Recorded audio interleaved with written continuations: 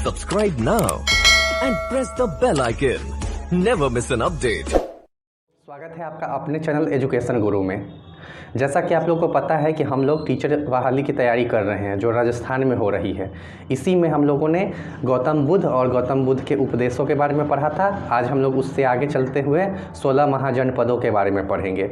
16 महाजनपदों में उनका क्षेत्र कौन सा था और वर्तमान में उनका क्या अभी क्षेत्र है उसके बारे में हम लोग देखेंगे, क्योंकि इससे क्वेश्चन आना अनिवार्य है, आएगा ही आएगा, क्योंकि ये आपके सिलेबस में दिया गया हुआ है, रीट के सिलेबस में लेवल 2 में। तो हम लोग आगे उसको पढ़ेंगे। देखिए 16 महाजनपद।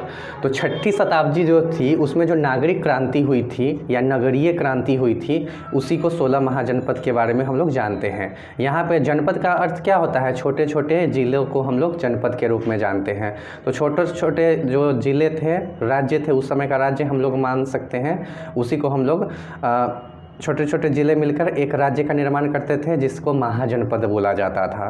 तो यही है, इसको हम लोग भगवती सूत्र जो जैन साहित्य है और आपको बौद्ध साहित्य का अंगुत्तर निकाय में हम लोग 16 महाजनपदों के बारे में जानकारी प्राप्त करते हैं। तो 16 महाजनपद कौन कौन से थे, उनका वर्तमान क्षेत्र क्या है और उस समय उसकी राजधानी क्या थी, उसके बारे में हम लोग अभी इस वीडियो में देखेंगे। तो सबसे पहले से स्टार्ट करते हैं। काशी जो महाजनपद था उसका राजधानी कहाँ था? तो वाराणसी था। तो काशी को आप तो जानते हैं विश्वनाथ धाम वहीं पे है, तो उसकी वाराणसी, काशी की वाराणसी हो गई। और वर्तमान क्षेत्र क्या है? तो वर्तमान वाराणसी एवं सीमावर्ती क्षेत्र जो उस समय था वही अभी भी है। तो काशी का राजधानी वाराणसी हो गया और वर्तमान वाराणसी एवं सीमावर्ती क्षेत्र हो गया। सेकेंड, अंग देश बोला जाता था। किसको अंग देश बोला दिया गया हुआ था? कर्ण को। महाभारत काल में कर्ण अंग का राजा था। तो अंग भागलपुर को बोला जाता है, अभी आधुनिक भागलपुर। अंग की राजधानी क्या थी? चंपा थी। भागलपुर एवं मुंगेर का क्षेत्र इसके अंतर्गत वर्तमान में आता है। ठीक है। कोसल ये गणराज्य था, इसकी राजधानी क्या है? महाजनपद की श्रावस्ती थी। श्रावस्ती, इसमें 2 राजधानियाँ थे, उत्तर कोसल और दक्षिणी कोसल। जैसे पूर्वी उत्तर प्रदेश और पश्चिमी उत्तर प्रदेश कैसे बहुत बड़ा है, उसी तरह वह बहुत बड़ा राज्य था। तो इसके लिए उसको 2 भागों में विभाजित किया गया था, उस साइड का उत्तर और दक्षिण की ओर। तो दोनों का अलग अलग संभाला जाता था जिससे राज्य व्यवस्था अच्छे ढंग से चल सके। तो उत्तरी कौशल का श्रावस्ती था और दक्षिणी कौशल का कुशावती था। तो अगर एग्जाम में आपको सिर्फ एक श्रावस्ती एग्जाम में देता है ऑप्शन तो आप यही आंसर देंगे। अगर उत्तर कौशल पूछता है तो श्रावस्ती हो गया और दक्षिणी कौशल तो कुशावती हो जाएगा। तो इसका जो वर्तमान क्षेत्र है वो फैजाबाद, अयोध्या, उत्तर प्रदेश का क्षेत्र है। ठीक है। तो अयोध्या जो है अभी, या फैजाबाद जिसको आप जानते हैं, वो उत्तर प्रदेश का क्षेत्र कोसल गणराज्य के अंतर्गत आता था। उसके बाद अब देखते हैं वत्स के बारे में। वत्स महाजनपद की राजधानी कौशाम्बी थी। ठीक है। और कौशाम्बी अभी में इलाहाबाद एवं कौशाम्बी जिला, इलाहाबाद को आप प्रयागराज भी जानते हैं, तो प्रयागराज और कौशाम्बी जिला इसके अंतर्गत आता है वर्तमान में। मगध साम्राज्य, तो इसकी राजधानी क्या थी? गिरिवज्र था, जिसको हम लोग राजगृह के नाम से भी जानते हैं।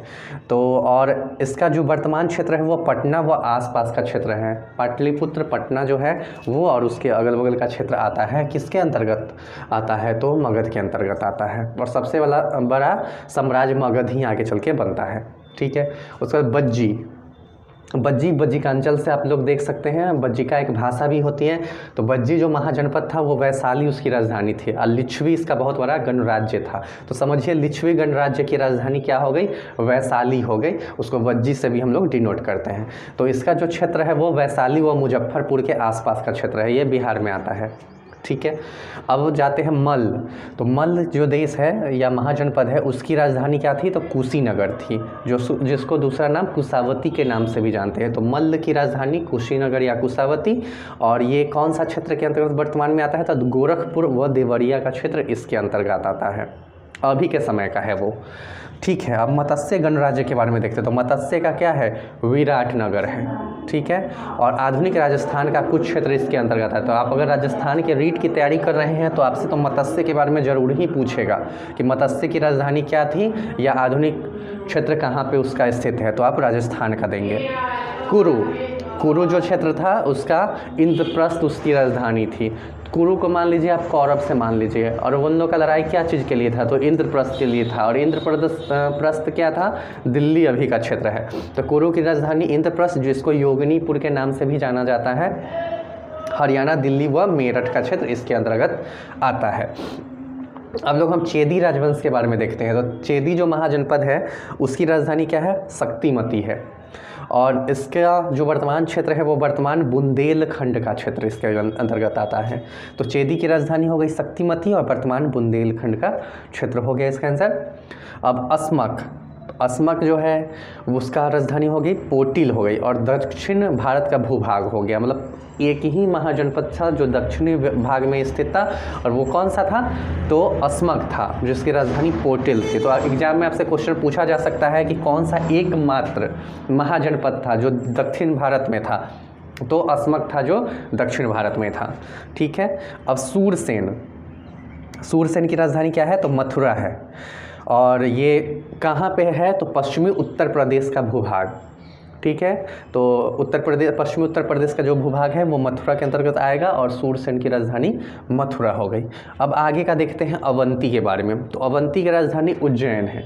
तो आपको अगर एक बार में पूछता है कि अवंती की राजधानी क्या है, तो आप उज्जैन उसका आंसर देंगे। अगर उसको तोड़ के पूछता है तो यहाँ भी उत्तरी अवंती है और दक्षिणी अवंती है। उत्तरी अवंती का राजधानी उज्जैन हो जाता है, तो उज्जैन कहाँ पे है, मध्य प्रदेश में आता है ना, और दक्षिणी अवंती का होता है महिष्मती आ जाता है। तो आप एग्जाम में देखेंगे कि अवंती का अगर आपसे पूछता है तो उज्जैन उसका आंसर दीजिएगा, अगर उत्तरी अवंती का तो उज्जैन, और दक्षिणी अवंती का तो महिष्मती, कन्फ्यूज़ नहीं होना है। ठीक है। और ये कहाँ का आता है, तो मध्य प्रदेश व आसपास का क्षेत्र इसके अंतर्गत आता है। अब पांचाल का राजधानी अहिछत्र बोला जाता है, लेकिन यहाँ पे उत्तरी भाग में अहिछत्र है और दक्षिणी भाग में काम्पिल्य है। तो एग्जाम में अगर आपका काम्पिल्य भी ऑप्शन में आता है और अहिछत्र भी आता है, तो दोनों में से हम लोग दोनों आंसर उसका देंगे। ठीक है। तो पांचाल का अहिछत्र उत्तरी भाग और दक्षिणी भाग काम्पिल्य। और कौन सा जगह आता है, तो रुहेलखंड, बदायूं और फर्रुखाबाद का क्षेत्र इसके अंतर्गत आता है। किसके अंतर्गत आता है, तो पांचाल के अंतर्गत आता है। पंचाली द्रौपदी को भी बोला जाता है। गांधार, तो गांधार की राजधानी तक्षशिला है, और कौन सा भाग है अभी का, तो आधुनिक पाकिस्तान का रावलपिंडी और पेशावर जो जगह है वो आपको गांधार के अंतर्गत आता है। तो समझ में आ गया। अब कंबोज की राजधानी है हाटक या राजपुर इसको बोला जाता है। तो ये कहाँ पे स्थित है, तो उत्तरापथ में अवस्थित राजौरी एवं हजारा जो जगह है वहीं पे कंबोज स्थित है। तो एक बार हम लोग इसको पूरा रिवाइज कर लेते हैं और उसके बाद फिर इसको याद करेंगे। तो सबसे पहला हम लोग देखते हैं काशी। अगर एक बार सिर्फ अब महाजनपद उनकी राजधानी को याद हम लोग करेंगे, उसके बाद हम लोग फिर वर्तमान क्षेत्र को फिर बाद में देखेंगे। तो काशी की हो गई वाराणसी, काशी राजधानी उसकी वाराणसी। ठीक। अंग चंपा हो गई इसकी। कौशल गणराज्य का तो श्रावस्ती हो गया इसका, उत्तरी कौशल श्रावस्ती, दक्षिणी कौशल कुशावती। तो आप ध्यान रखिएगा। वत्स का हो गया कौशाम्बी आपका इसका राजधानी हो गया। मगध का गिरिवज्र या राजगृह भी बोला जाता है। तो मगध का राजधानी जो हो गया वो गिरिवज्र या राजगृह, इसको आंसर आप देंगे। बज्जी का अंचल वैशाली राजधानी हो गई, लिच्छवी गणराज्य हो गया, कंफ्यूज नहीं होना है। मल्ल का हो गया आपको कुशीनगर हो गया उसका राजधानी, या कुशावती इसको बोला जाता है। मत्स्य का क्या हो गया, विराटनगर। ठीक है। तो मत्स्य को हम लोग विराटनगर से जानेंगे। कुरु का इंद्रप्रस्थ हो गया। ठीक है, जिसको योगिनीपुर भी बोला जाता है। चेदी गणराज्य या महाजनपद की राजधानी शक्तिमती, चेदी की शक्तिमती हो गई। अस्मक को हम लोग पोटिल से जानेंगे। तो अस्मक की राजधानी पोटिल हो गई। सूरसेन का क्या होगा, तो मथुरा होगा। ठीक है। तो सूरसेन का मथुरा हो गया। अवंती का उज्जैन हो जाएगा। ठीक है, उज्जैन, इसको उत्तरी अवंती का उज्जैन हो जाएगा, दक्षिणी का महिष्मती हो जाएगा। तो एग्जाम में एकदम कंफ्यूज नहीं होना है, याद दोनों रखना है। पांचाल का हो जाएगा अहिछत्र, जो नॉर्मल वे में उच्चारण में आता है। उत्तरी भाग अहिछत्र ही होगा और दक्षिणी भाग काम्पिल्य होगा। तो उस वक्त ध्यान दीजिएगा कि क्या दिया हुआ आंसर। गांधार का राजधानी तक्षशिला हो गया आपका, और कंबोज का हाटक या राजपुर भी बोला जाता है।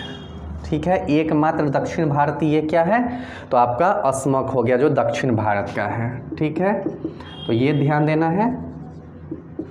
अब हम लोग थोड़ा सा अब डायरेक्ट महाजनपद और उसका जो वर्तमान क्षेत्र अभी है वो देखते हैं। तो काशी, काशी का वर्तमान क्षेत्र क्या है, तो वाराणसी और उसके सीमावर्ती क्षेत्र हो गया काशी का। अंग भागलपुर और मुंगेर का क्षेत्र हो गया। कौशल फैजाबाद अयोध्या उत्तर प्रदेश का क्षेत्र है। उसके बाद आप देखिए वत्स इलाहाबाद एवं कौशाम्बी का क्षेत्र हो गया वत्स के अंदर। मगध पटना व आसपास का क्षेत्र मगध में आ गया। बज्जी वैशाली और मुजफ्फरपुर का क्षेत्र हो गया। मल्ल का गोरखपुर और देवरिया का क्षेत्र हो गया। मत्स्य का आप देखिए आधुनिक राजस्थान का कुछ क्षेत्र मत्स्य में आता है। कुरु का हरियाणा दिल्ली और मेरठ का क्षेत्र आता है कुरु में। चेदी में वर्तमान बुंदेलखंड का क्षेत्र हो गया। अस्मक दक्षिण भारत का भूभाग, ये सारा हम लोग वर्तमान देख रहे हैं। सूरसेन पश्चिमी उत्तर प्रदेश का भाग है सूरसेन के अंदर। अवंती मध्य प्रदेश व आसपास का क्षेत्र आता है। और पांचाल रुहेलखंड बदायूं और फर्रुखाबाद का क्षेत्र आता है आधुनिक में। गांधार आधुनिक भारत का रावलपिंडी, आधुनिक पाकिस्तान का रावलपिंडी और पेशावर आता है। ठीक है, और लास्ट है कंबोज उत्तरापथ में अवस्थित राजौरी एवं हजारा। तो आपने महाजनपद, उनकी राजधानियाँ और उनका वर्तमान क्षेत्र जो है वो आपने पढ़ लिया। एग्जाम में इससे 1 या 2 क्वेश्चन आने फिक्स है कि आएगा ही आएगा, तो इसको आप अच्छे ढंग से याद कर लीजिएगा। आप इसको एक बार स्क्रीनशॉट भी ले सकते हैं या एक बार इसको पॉज करके आप अच्छे से पढ़ लेंगे और नोट्स बना लेंगे। ठीक है, तो देख लीजिए। उसके बाद आप लोग चैनल को अगर पसंद करते हैं और अगर ये वीडियोस आपको फ़ायदेमंद लगती है तो इसको आप चैनल को लाइक करिए, सब्सक्राइब करिए, शेयर करिए। साथ ही साथ जल्दी से जल्दी इसका सब्सक्राइबर 1000 के आसपास ला दीजिए, क्योंकि उसके बाद ही मैं लाइव आ पाऊँगा और लाइव आऊँगा तो ज़्यादा क्वेश्चन हो पाएंगे। ठीक है, अभी तो मैं जितना बोर्ड में आ जाता है उतना ही वीडियो बनाता हूँ। ठीक है, अगले बार से ज़्यादा क्वेश्चन के साथ हम लोग प्रैक्टिस करेंगे। अब आगे का नेक्स्ट वीडियो हम लोग जैन धर्म पढ़ेंगे। ठीक है, तो वो आपको अब मंगल को आएगा और कल मैं आपको एजुकेशनल साइकोलॉजी का सेकेंड वीडियो डालूंगा। फर्स्ट मैंने डाल चुका है जिसमें डिसलेक्सिया डिस्ग्राफिया अधिगम विकार वाला चैप्टर है। अब आगे का कोई दूसरा चैप्टर जो भी फ़ायदेमंद होगा जिससे एग्जाम में क्वेश्चन आएंगे वो आपको लाऊंगा। तो ठीक है, धन्यवाद। जय श्री राम।